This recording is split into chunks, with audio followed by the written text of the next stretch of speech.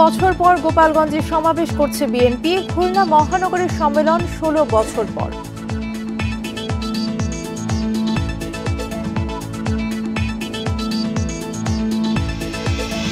কর্মস্থলে অনুপস্থিত থাকায় বিএনপির যুগ্ম কমিশনার বিপ্লব ও মেহেদী বরখাস্ত। 6 আগস্ট থেকেই লাপাত্তা।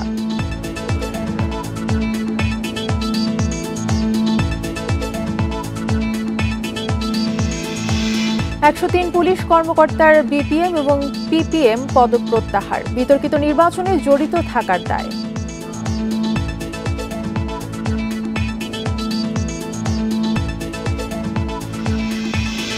চ্যানেল ওয়ানের সম্প্রচারে বাধা নেই। তরঙ্গ বাতিল করে বিটিআরসির চিঠি আপিল বিভাগে স্থগিত।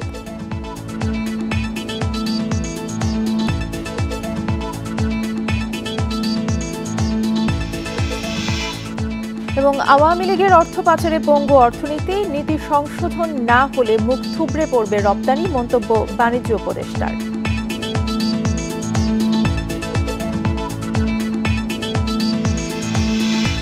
স্বাগত বিরতিহীন সংবাদ দুপুরে। সঙ্গে আছি তাসনিমে জান্নাত অর্থী। শিরোনাম শুনছিলেন, এবারে পুরো খবর। 19 বছর পর গোপালগঞ্জে অনুষ্ঠিত হচ্ছে বিএনপির সমাবেশ। দীর্ঘদিন পর এই সমাবেশ ঘিরে নেতাকর্মীদের মধ্যে রয়েছে ব্যাপক উৎসাহ। এরই মধ্যে শহরের পৌর পার্ক এলাকায় সমাবেশ স্থলে আসতে শুরু করেছেন বিএনপি নেতাকর্মীরা। সমাবেশ ঘিরে জেলার বিভিন্ন স্থানে ব্যানার ও ফেস্টুন টাঙানো হয়েছে। বিভিন্ন সড়কে নির্মাণ করা হয়েছে তোরণ। জনসভায় প্রধান অতিথি হিসেবে উপস্থিত থাকছেন বিএনপির vice chairman doctor Rasheduzzaman Ripon এবং বিএনপির কেন্দ্রীয় সাংগঠনিক সম্পাদক শামা ওয়াবেদ। সমাবেশ ঘিরে পুলিশের পক্ষ থেকে বাড়তি নিরাপত্তা নেওয়া হয়েছে। এদিকে ধামরায়ে ঢাকা জেলা বিএনপির জনসভার জন্য চলছে শেষ মুহূর্তের প্রস্তুতি। সেখানে প্রধান অতিথি থাকবেন বিএনপির মহাসচিব মির্জা ফখরুল ইসলাম আলমগীর।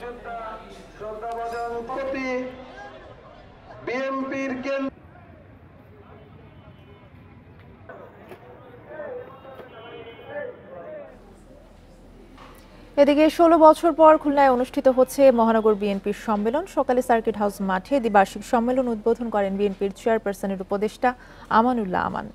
এর আগে সম্মেলনে যোগ দিতে সকাল থেকে মিছিল নিয়ে বিভিন্ন থানা ও ওয়ার্ডের নেতাকর্মীরা জড়ো হতে থাকেন। সকাল 10টায় জাতীয় সঙ্গীত পরিবেশনের পর ফেস্টুন ও পায়রা উড়িয়ে সম্মেলনের উদ্বোধন করা হয়।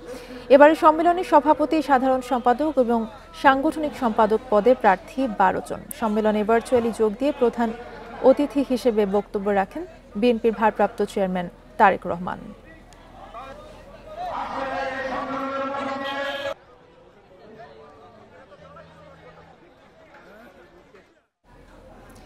এই বিষয়ে আরো জানাতে খুলনা এবং গোপালগঞ্জ থেকে যুক্ত হচ্ছেন আমাদের সহকর্মীরা। শুরুতেই খুলনা থেকে আমাদের সাথে আছেন সহকর্মী অভিজিৎ পাল। অভিজিৎ, সম্মেলন এখন কোন পর্যায়ে রয়েছে, আর এতদিন পর সম্মেলনের বিষয়টি নেতা কর্মীরা কিভাবে নিচ্ছেন? প্রধান অতিথির বক্তব্যের মধ্য দিয়ে আসলে শেষ হয়েছে এই সম্মেলনের প্রথম অধিবেশন।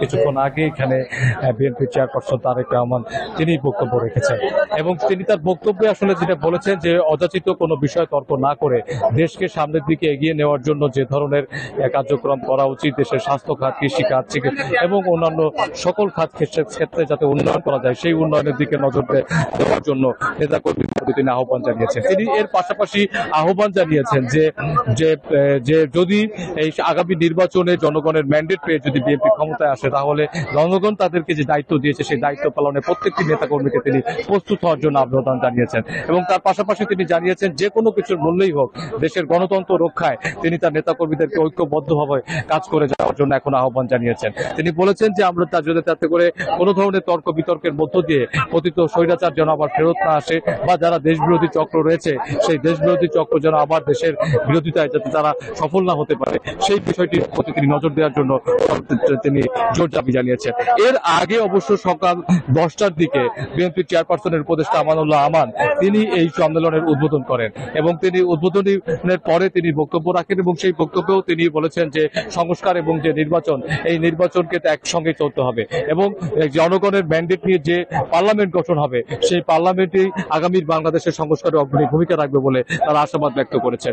এই একই রকম বক্তব্য বক্তব্য কিন্তু বিএনপির যে অন্যান্য নেতৃবৃন্দরা রয়েছেন, যেমন আজিজুল বাড়ি হেলাল, রকিবুল ইসলাম বকুল, নিতাই চন্দ্র রায়, তারা প্রত্যেকেই কিন্তু একই ধরনের বক্তব্য দিয়েছেন। এখন অবশ্য দ্বিতীয় অধিবেশন হবে এবং দ্বিতীয় অধিবেশন আর কিছুক্ষণের মধ্যেই শুরু হবে বলে আমার জানানো হয়েছে এবং এই অধিবেশনে 505 জন কাউন্সিলর তারা তাদের ভোটাধিকার প্রয়োগ করবেন এবং সেই ভোটাধিকার প্রয়োগের মধ্য দিয়ে 12 জন প্রার্থীর মধ্য দিয়ে 3টি পদে প্রার্থী নির্বাচন করবেন তারা। আমাদের সাথেই থাকবেন আপনি। আমাদের সাথে গোপালগঞ্জ থেকে যুক্ত আছেন প্রসূন কুমার মণ্ডল, তিনি জানাবেন সেখানকার খবর। প্রসূন, এর আগের ঘন্টায় আপনি জানাচ্ছিলেন যে সমাবেশ শুরু হয়েছে এবং নেতারা আস্তে আস্তে একে একে বক্তব্য দিচ্ছেন। সমাবেশ এখন কোন পর্যায়ে আছে জানাবেন।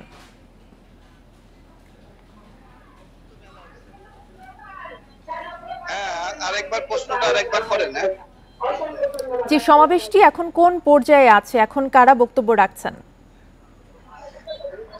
ধরেন দীর্ঘ 19 বছর পরে গোপালগঞ্জের উন্মুক্ত স্থানে বিএনপির সমাবেশ চলছে। এই সমাবেশে এখন শামা ওবায়েদ বক্তব্য রাখছেন, এরপরে প্রধান অতিথি আসাদুজ্জামান রিপন বক্তব্য রাখবেন এবং এর মধ্য দিয়ে শেষ হবে আজকের এই সমাবেশ। ইতিপূর্বে গোপালগঞ্জে বিগত 19 বছর আগে এই ধরনের একটা বড় সমাবেশ হয়েছিল তখন বিএনপির সিপিআর যুগ্ম মহাসচিব তারেক রহমান এই সম্মেলন করেছিলেন ইউনিয়ন প্রতিনিধি সভায়। এরপর থেকে গোপালগঞ্জে কিন্তু আর কোনো বড় ধরনের সমাবেশ হয়নি। এই বড় ধরনের সমাবেশকে কেন্দ্র করে গোপালগঞ্জে এখন উৎসবের আমেজ। আমি সমাবেশ স্থলেই রয়েছি। আমি এখন বক্তব্য রাখছেন শামা ওবায়েদ। এই শামা ওবায়েদের আগে গোপালগঞ্জ এবং কেন্দ্রীয় বিএনপির নেতৃবৃন্দ বক্তব্য দিয়েছেন। এই বক্তব্যকে কেন্দ্র করে গোপালগঞ্জের নেতাকর্মী এবং সমর্থকরা এই সমাবেশ স্থলে এসে হাজির হয়েছেন। তারা মুহুর্মুহুর করতালি দিয়ে বক্তাদের আনন্দিত এবং উৎসাহিত করছেন এই সমাবেশ করার জন্য। একটু পরেই আসাদুজ্জামান রিপন বক্তব্য রাখবেন এবং সভাপতির বক্তব্যের মধ্য দিয়ে এই সমাবেশ শেষ হবে। এই সমাবেশের মূল বিষয় ছিল যে দ্রব্যমূল্যের ঊর্ধ্বগতি নিয়ন্ত্রণ করা এবং আইন শৃঙ্খলা পরিস্থিতির উন্নতি করা এবং আপনার আগামী নির্বাচনের রোডম্যাপ ঘোষণার একটি বিষয় তারা উল্লেখ করেছেন। এই সমাবেশের মাধ্যমেই নির্বাচনী রোডম্যাপ আরো সুদৃঢ় হবে বলে তারা মনে করছেন। এই ছিল গোপালগঞ্জের সমাবেশ স্থল থেকে আমার কাছে সর্বশেষ তথ্য। গোপালগঞ্জ এবং খুলনা থেকে জানাচ্ছিলেন আমাদের সহকর্মীরা। তর্ক বিতর্কে এমন পরিস্থিতি করা যাবে না যাতে দেশের ক্ষতি হয় বা বিরোধীরা সুযোগ পায়, এমন মন্তব্য করেছেন বিএনপির ভারপ্রাপ্ত চেয়ারম্যান তারেক রহমান। তিনি বলেন, তর্ক বিতর্ক করতে গিয়ে এমন পরিস্থিতি তৈরি করা যাবে না যার ফলে স্বৈরাচার বা যারা দেশের ভালো চায় না তারা সুযোগ পেয়ে যায় এবং দেশের স্বার্থ রক্ষা থেকে যেন নেতাকর্মীরা দূরে সরে না যায়। খুলনা মহানগর বিএনপির দ্বিবার্ষিক সম্মেলনে ভার্চুয়ালি যুক্ত হয়ে বক্তব্যে দলের ভারপ্রাপ্ত চেয়ারম্যান এসব কথা বলেন। আমরা তর্ক বিতর্ক করতে গিয়ে দেশে এমন পরিস্থিতির উদ্ভব যাতে না হয়, যাতে করে সেই স্বৈরাচার হোক অথবা এমন কেউ হোক যারা বাংলাদেশের ভালো চায় না, এমন কেউ সুযোগ পেয়ে যাক, এ ব্যাপারে আমাদেরকে সতর্ক থাকতে হবে। এর একই সাথে আমাদেরকে সতর্ক থাকতে হবে আরো একটি বিষয়ে, প্রিয় সহকর্মীবৃন্দ, আমাদেরকে সতর্ক থাকতে হবে যে আমরা অযাচিত তর্ক বিতর্ক করে জনগণ এবং দেশের স্বার্থ রক্ষা থেকে যাতে দূরে সরে না যায়। ঢাকা মহানগর পুলিশের সাবেক যুগ্ম পুলিশ কমিশনার বিপ্লব কুমার সরকার এবং SM মেহেদী হাসানকে সরকারি চাকরি থেকে বরখাস্ত করা হয়েছে। রোববার স্বরাষ্ট্র মন্ত্রণালয়ের জননিরাপত্তা বিভাগ থেকে আলাদা প্রজ্ঞাপনে এই আদেশ জারি করা হয়। প্রজ্ঞাপনে বলা হয়েছে, ডিএমপির সাবেক যুগ্ম পুলিশ কমিশনার বিপ্লব কুমার সরকার এবং ডিএমপির ট্রাফিকের যুগ্ম পুলিশ কমিশনার SM মেহেদী হাসান গত বছরের 6 আগস্ট থেকে কর্মস্থলে অনুপস্থিত রয়েছেন। যথাযথ কর্তৃপক্ষকে মৌখিক বা লিখিতভাবে অবহিত না করে বিনা অনুমতিতে তারা দীর্ঘদিন কর্মস্থলে নেই। বিপ্লব কুমার সরকার এবং SM মেহেদী হাসানকে সরকারি কর্মচারী বিধিমালা 2018 অনুযায়ী 2024 সালের 6 আগস্ট থেকে সরকারি চাকরি হতে সাময়িক বরখাস্ত করা হয়। এ সময় বিপ্লব কুমার সরকার বরিশাল রেঞ্জ ডিআইজির কার্যালয় এবং SM মেহেদী হাসানকে সিলেট রেঞ্জ ডিআইজি কার্যালয়ে সংযুক্ত থাকবেন। এছাড়া তারা বিধি অনুযায়ী ভাতা পাবেন বলেও প্রজ্ঞাপনে উল্লেখ করা হয়েছে।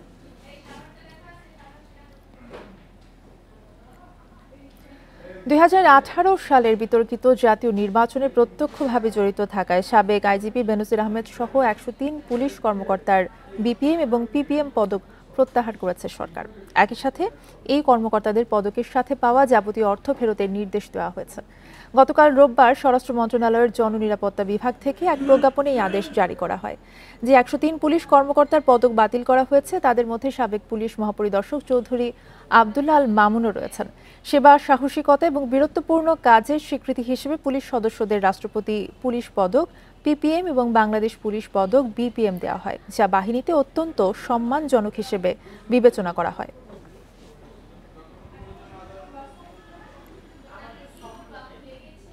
রাজধানীর বনশ্রীতে এক স্বর্ণ ব্যবসায়ীকে গুলি করে স্বর্ণ এবং টাকা ছিনিয়ে নিয়েছে সন্ত্রাসীরা। আর মোহাম্মদপুরে ছিনতাইয়ের শিকার 3 নারী।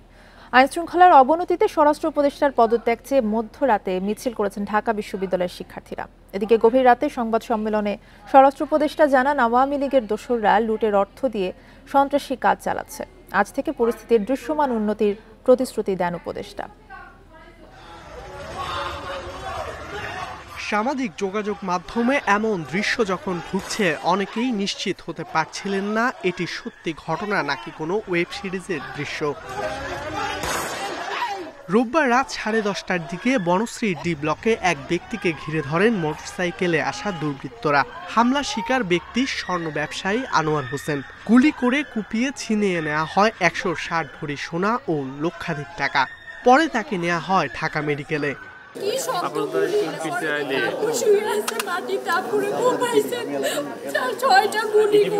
আমাদের নিরাপত্তা নেই মাত্র 10:30 বাজে, তাইলে কিভাবে এত বড় একটা ছিনতাইয়ের ঘটনা ঘটেছে অপরাধপ্রবণ মোহাম্মদপুরের টাউন হল এলাকাতেও। রাত 11টার দিকে রিকশায় যাওয়ার সময় 3 নারীকে ঘিরে ধরেন ছিনতাইকারীরা। ছুরি দেখিয়ে নিয়ে যান মূল্যবান জিনিসপত্র।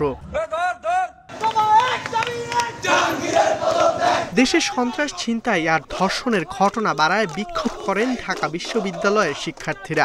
সোমবার দুপুরের মধ্যে স্বরাষ্ট্র উপদেষ্টার পদত্যাগের দাবি তোলেন তারা। আমরা চাই ওনার পদত্যাগ হোক, এটা আমাদের ছাত্র সমাজের দাবি, এবং আমাদের দাবি হচ্ছে একটা সুন্দর দেশ গঠিত হবে। সেনাবাহিনীর তাদেরকে ম্যাজিস্ট্রেটি পাওয়ার দেওয়ার সত্ত্বেও তারা কেন আইন শৃঙ্খলা পরিস্থিতি নিয়ন্ত্রণ করতে পারে নাই? স্বরাষ্ট্র উপদেষ্টা কিভাবে নিশ্চিন্তে রাতে ঘুমায়, আমাদের সেটা প্রশ্ন।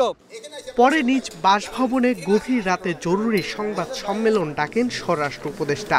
জানান, আজ থেকেই আইন শৃঙ্খলা পরিস্থিতির উল্লেখযোগ্য উন্নতি দেখবে জনসাধারণ। আওয়ামী দোসররা তারা দেশকে অস্থিতিশীল করার জন্য সব ধরনের চেষ্টা করতেছে। যেহেতু তারা প্রচুর টাকা দেশ থেকে স্থানান্তর করেছে, ওই টাকা তারা এখন ব্যবহার করতেছে। যারা এই কাজগুলি করতেছে তাদের আমি ঘুম হারাম করে দিব। বাহিনীর সবাইকে আমি এই ইনস্ট্রাকশন দিয়েছি এবং তারা এটা ভালোভাবে কার্যকর করবে, এবং তারা যদি ভালোভাবে কার্যকর করতে না পারে তবে তাদের বিরুদ্ধে আমি একটা অ্যাকশন নিব। স্বরাষ্ট্র উপদেষ্টা বলেন, যে দাবি তোলা হয়েছে তা যদি তিনি পূরণ করতে পারেন তাহলে পদত্যাগের প্রশ্ন উঠবে না।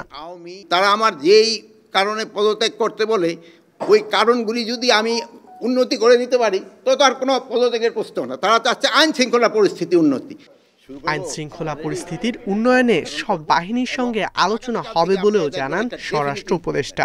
আপনারা ভালো থাকেন। ইকরামুল কবির, ইন্ডিপেন্ডেন্ট নিউজ, ঢাকা। বেসরকারি স্যাটেলাইট টেলিভিশন চ্যানেল 1-এর সম্প্রচারে বাধা নেই। চ্যানেলটির তরঙ্গ বাতিল করে 2010 সালের বিটিআরসির চিঠির কার্যকারিতা স্থগিত করেছে আপিল বিভাগ। সকালে জ্যেষ্ঠ বিচারপতি আশফাকুল ইসলামের নেতৃত্বে 4 বিচারপতির আপিল বিভাগ বেঞ্চ এই আদেশ দেন। এর ফলে 15 বছর পর চ্যানেল 1 সম্প্রচারে আইনি বাধা দূর হলো। চ্যানেল 1-এর পক্ষে আদালতে শুনানি করেন ব্যারিস্টার রুহুল কুদ্দুস কাজল। এর আগে চ্যানেল 1-এর লিভ টু আপিলের আবেদন মঞ্জুর করেন আদালত। আওয়ামী লীগ ক্ষমতায় আসার পর 2010 সালের 27 এপ্রিল চ্যানেল 1-এর সম্প্রচার বন্ধ করে দেয়। আমদানি করা সম্প্রচার যন্ত্রপাতি অনুমতি ছাড়া বিক্রির অভিযোগে চ্যানেলটির তরঙ্গ বরাদ্দ বাতিল করে নিয়ন্ত্রক বিটিআরসি।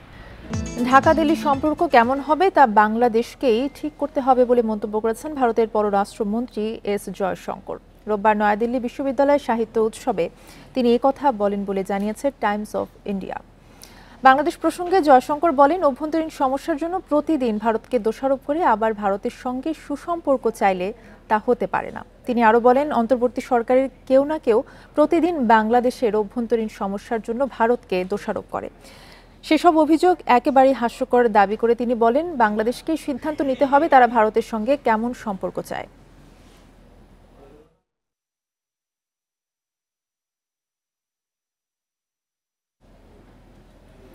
কারাগারে থাকা জামায়াত নেতা এটিএম আজহারুল ইসলাম ফ্যাসিস্ট আওয়ামী লীগের জুলুমের শিকার দাবি করে অবিলম্বে তাকে মুক্তি দেওয়ার আহ্বান জানিয়েছেন দলের আমির ডাক্তার শফিকুর রহমান। সকালে শরীয়তপুরের ভেদরগঞ্জে এক পথসভায় তিনি এই কথা বলেন। আজহারুল ইসলামকে মুক্তি না দিলে তাকেও গ্রেফতার করে কারাগারে পাঠানোর আহ্বান জানান জামায়াতের আমির। তিনি বলেন, পরিবর্তিত বাংলাদেশে এখনও জুলুমের বোঝা ঘাট থেকে নামেনি। সমাজ গড়ার দায়িত্ব নিতে যুবকদের এগিয়ে আসার আহ্বান জানান ডাক্তার শফিকুর রহমান। মানবতা বিরোধী অপরাধের দায় 2012 সাল থেকে জামায়াতের ভারপ্রাপ্ত secretary general ATM Azharul Islam কারাগারে। মিথ্যা মামলায় যার উপর জুলুম করলো আওয়ামী লীগ, এখনো কি সেই জুলুম চালু থাকবে?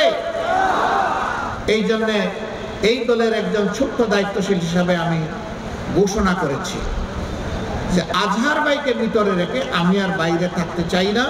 সরকার যেন আমাকে গ্রেফতার করে কারাগারে পাঠানোর ব্যবস্থা করে। 5 দফা দাবিতে দ্বিতীয় দিনের মতো কর্মবিরতিতে বিভিন্ন সরকারি হাসপাতালের ইন্টার্ন চিকিৎসকেরা। এতে ভোগান্তি বেড়েছে চিকিৎসা নিতে আসা রোগীদের। সিলেটে দুপুর 12টার দিকে সিভিল সার্জন কার্যালয়ে মিছিল নিয়ে আসেন ওসমানী মেডিকেল কলেজের ইন্টার্ন চিকিৎসকরা। পরে তাদের দাবি জানিয়ে স্মারকলিপি দেওয়া হয়। চট্টগ্রাম ও রাজশাহীতে শিক্ষার্থীদের কর্মসূচির সাথে একাত্মতা জানিয়ে আজও মেডিকেল কলেজের বাকি শিক্ষার্থীরা ক্লাস পরীক্ষা বর্জন করেছেন। কর্মবিরতি চলছে সিলেট ও খুলনা মেডিকেলেও। এর আগে রোববার এমবিবিএস এবং বিডিএস ডিগ্রি ছাড়া ডাক্তার হিসেবে স্বীকৃতি দেয়া বন্ধ সহ 5 দফা দাবিতে বিভিন্ন হাসপাতালে কাজ বন্ধ রেখে আন্দোলন শুরু করেন ইন্টার্ন চিকিৎসকেরা। এদিকে ইন্টার্ন চিকিৎসকদের কর্মবিরতিতে সেবা নিশ্চিতে কিছুটা বিঘ্ন হলেও হাসপাতালের চিকিৎসা সেবা অব্যাহত আছে জানিয়েছে কর্তৃপক্ষ।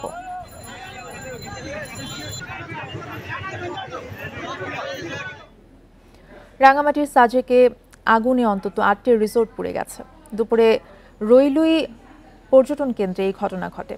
ফায়ার সার্ভিস না থাকায় আগুন নেভানোর চেষ্টা করছেন স্থানীয়রা জানান, অবকাশ রিসোর্ট থেকে আগুনের সূত্রপাত হয়। দ্রুত স্থানীয়রা এগিয়ে আসেন আগুন নিয়ন্ত্রণের জন্য। তবে তার আগেই Abakash resort, eco valley resort, Meghchhut resort, Montana restaurant, মারুয়াতি রেস্টুরেন্ট সহ অন্তত 8টি প্রতিষ্ঠান পুড়ে যায়। আশপাশে ফায়ার সার্ভিস না থাকায় আগুন নিয়ন্ত্রণে আনতে বেগ পেতে হচ্ছে স্থানীয় লোকজনকে।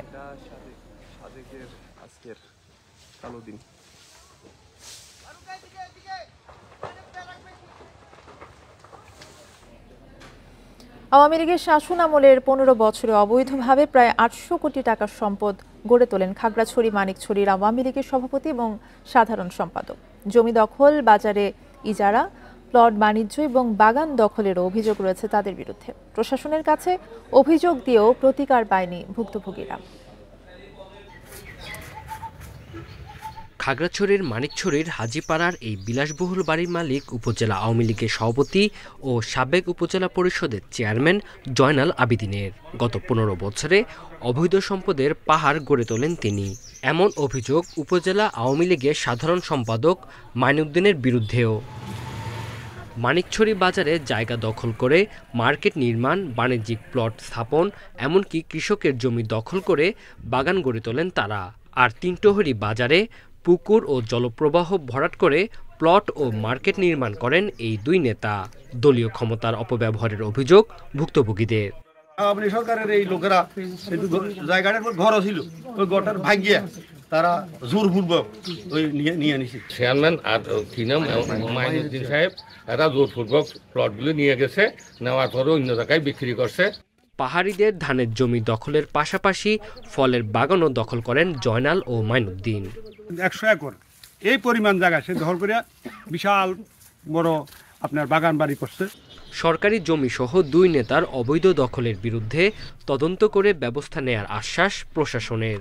জায়গা দখল করে বিভিন্ন ধরনের বিল্ডিং করা হয়েছে, রিসোর্ট করা হয়েছে, বাগান করা হয়েছে।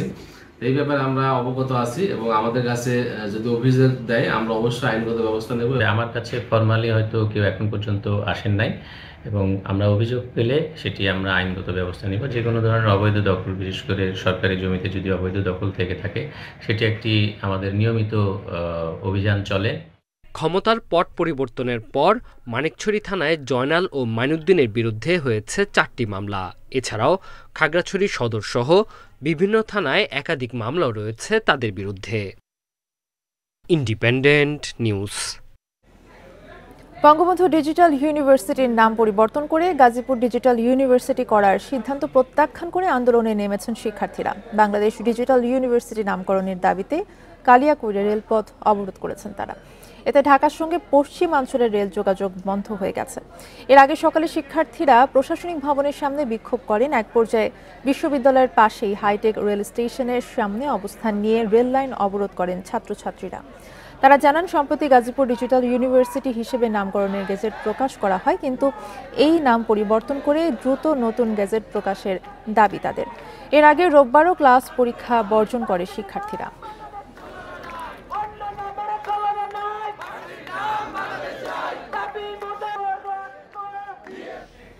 মানিকগঞ্জে নবগঠিত জেলা কমিটি বাতিলের দাবিতে ঢাকা আরিচা মহাসড়ক অবরোধ করেছে বৈষম্য বিরোধী ছাত্রদের একাংশ। এতে মহাসড়কে যান চলাচল বন্ধ হয়ে দুর্ভোগে পড়েন যাত্রী চালকরা। দুপুর 1টার দিকে মানিকগঞ্জ বাসস্ট্যান্ড এলাকায় উপস্থিত হয়ে মহাসড়ক অবরোধ করে শিক্ষার্থীরা। এর আগে নবগঠিত কমিটি থেকে প্রায় 250 জন পদত্যাগ করে আন্দোলনের প্রতি একাত্মতা ঘোষণা করেন। নবগঠিত কমিটির যুগ্ম সদস্য সচিব আশরাফুল ইসলাম রাজু বলেন, কমিটিতে অন্তর্ভুক্ত বেশিরভাগই মূলধারার আন্দোলনের সাথে যুক্ত ছিল না। এ সময় নিষিদ্ধ ছাত্রলীগের সাথে আতাত করে টাকার বিনিময়ে পদ বিক্রির অভিযোগও তোলেন তিনি।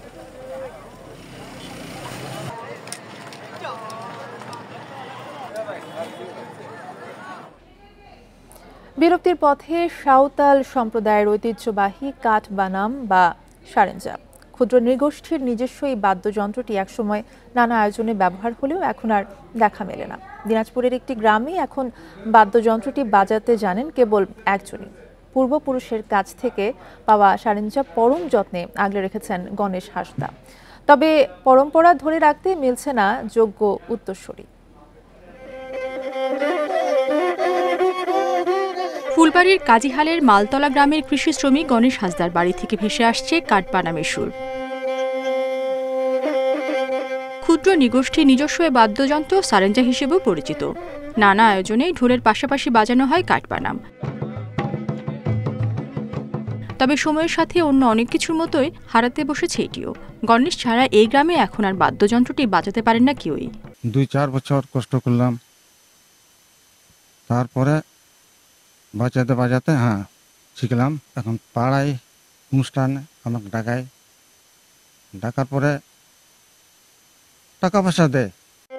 কাঠের ফ্রেমের ওপর গুইসাপে চামড়া আর ঘোড়ার চুলের তার দিয়ে তৈরি কাঠবানাম বা সারেঞ্জা। তবে এখন কয়েক অঞ্চল ঘুরেও দেখা পাওয়া কঠিন। এই যন্ত্র তো আর দেখাও যায় না। কয়েকটা গ্রাম ঘুরেছি, দেখা যায় না। শুধু আমাদের গ্রামে এই ছেলেটাই বাজায় এই যন্ত্র। নিউ জেনারেশন যেটা আসছে তারা যেন শিখে রাখে, এটা আমাদের জন্য খুবই গুরুত্বপূর্ণ। বাবার কাছে দীক্ষা নিয়েছিলেন গণেশ। এবার তিনি কার হাতে দিয়ে যাবেন ঐতিহ্যের এই পরম্পরা। নতুন প্রজন্মের আগ্রহ তৈরি এবং ক্ষুদ্র নৃগোষ্ঠীর সংস্কৃতি রক্ষায় প্রশাসনের সহায়তা চান স্থানীয়রা। মানুষকে সচেতন করতে পারে, উদ্বুদ্ধ করতে পারে। হয়তো আমাদের সাঁওতাল কমিউনিটির যে ঐতিহ্যবাহী যে একটি বাদ্যযন্ত্র, এটি হয়তো আমরা ভবিষ্যতে সংরক্ষণ করতে পারবো। সংস্কৃতি আছে, সেই সংস্কৃতিকে ধরে রাখার জন্য বিভিন্ন সহায়তা কার্যক্রম চলমান আছে এবং সরকার এগুলো ধরে রাখার জন্য বদ্ধপরিকর। মালতলা গ্রামে অন্তত 18 থেকে 20টি ক্ষুদ্র নৃগোষ্ঠী পরিবার থাকে। তবে যোগাযোগ ব্যবস্থা ভালো না হয় অনেকটাই যেন বিচ্ছিন্ন এখানকার বাসিন্দারা। Independent news. রমজান সামনে রেখে চট্টগ্রামে এখনও অনেকটা স্থিতিশীল বেশিরভাগ নিত্যপণ্যের দাম। অন্যান্য বছর বিভিন্ন ভোগ্যপণ্য নিয়ে সিন্ডিকেট হলেও এবার পাল্টে গেছে চিত্র। ব্যবসায়ীরা বলছেন এবার সরবরাহ বেশি থাকায় উল্টো ক্ষতির মুখে তারা। তবে এখনও বাজারে মুনাফা লোভী সিন্ডিকেট সক্রিয় বলে মন্তব্য বিশ্লেষকদের। রাজনৈতিক পট পরিবর্তনের পর গেল আগস্টে দেশে ভোগ্যপণ্যের সবচেয়ে বড় পাইকারি বাজার চট্টগ্রামের খাতুনগঞ্জে হু করে বেড়েছে পেঁয়াজ, রসুন, আদার মতো অনেক পণ্যের দাম। আশঙ্কা ছিল দিনে দিনে তা আরও বাড়বে। তবে এখন পর্যন্ত গতবারের চেয়ে কম দামেই পাওয়া যাচ্ছে রমজানের দরকারি ভোগ্যপণ্য। শুল্ক কমায় চলতি বছর খেজুরের পাইকারি বাজারে দাম কমেছে 30% পর্যন্ত। পেঁয়াজ, রসুন, আদার দামও আগস্টের তুলনায় অনেক কম। গত রমজানের চাইতে অনেকটা কম আসছে, এবার বাজারটা কম। দেশি পেঁয়াজের পাশাপাশি ইন্ডিয়ান পেঁয়াজটাও আছে আমাদের বাজারে। আমরা ব্যবসা যারা করি, আমরা হলো কমিশনে ব্যবসা করি, আমরা তো বাড়ানোর কোনো প্রশ্ন আছে না।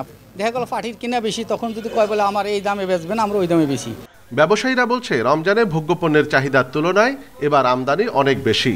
খাতুনগঞ্জে 2024 সালের জানুয়ারিতে যেখানে 214 জন রোজার পণ্য আমদানি করেছেন, সেখানে এবার আমদানিকারক 350-র মতো। প্রতিযোগিতা বেড়েছে বলেই সরবরাহ বাড়তি। কয়েকটি বড় বড় কোম্পানিরা আমদানি করার সুযোগ পেয়েছেন ব্যাংক থেকে। এখন ছোট এবং মাঝারি সব ধরনের আমদানিকারকরা ব্যাংক থেকে আমদানি করার সুযোগ পাচ্ছেন, বৈষম্য শিকার হচ্ছে না। প্রতিযোগিতামূলক বাজার হওয়াতে বাজারে স্থিরতা বিরাজ করছে। তবে এখনো অস্থির সয়াবিন ও পাম তেলের বাজার। বোতলজাত তেল নিয়ে চলছে নানা হিসাব নিকাশ। পাওয়া যাচ্ছে না বেশিরভাগ দোকানেই। বিশ্লেষকরা বলছে বাজারের সিন্ডিকেট এখনো সক্রিয়। তাদের নিষ্ক্রিয় করতে সরকার ব্যর্থ বলেও মন্তব্য তাদের। সাবেক সরকার এই সিন্ডিকেটগুলোকে তারা বিভিন্নভাবে সহায়তা করছিল। বর্তমান সরকার সেটা করছে না, কিন্তু বর্তমান সরকার এইগুলোর মনিটরিং এবং নিয়ন্ত্রণের ব্যাপারে এখনো দুর্বল। এ ছিল এখনকার সংবাদে। ইন্ডিপেন্ডেন্ট টেলিভিশনের সব খবর জানতে চোখ রাখুন ফেসবুক, ইউটিউব এবং এক্সে।